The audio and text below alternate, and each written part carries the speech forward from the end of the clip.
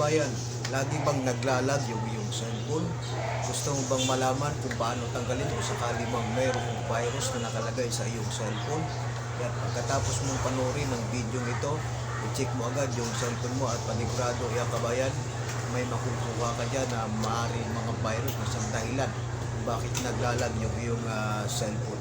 Kaya gawin mo ito kabayan, panoorin mo ito. Siya, napakadali lang kabayan. Ang unang gawin mo ay magpunta ka sa Chrome. Ayan, pindutin mo yung Chrome. Nakalagay dyan.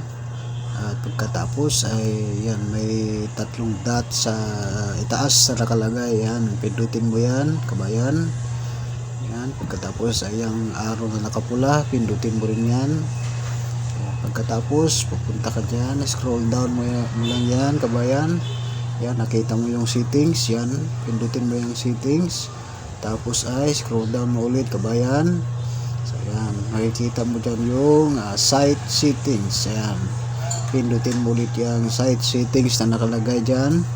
At pagkatapos ay so yan, makikita mo dito yung all sites. Ayan, all sites, pindutin mo yan.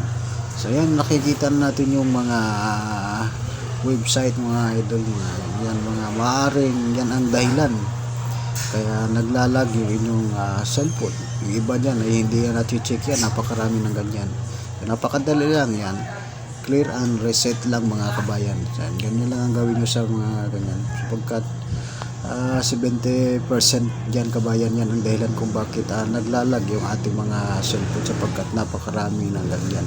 Maaari kasi may mga virus na nanggaling sa mga website na pinasok natin.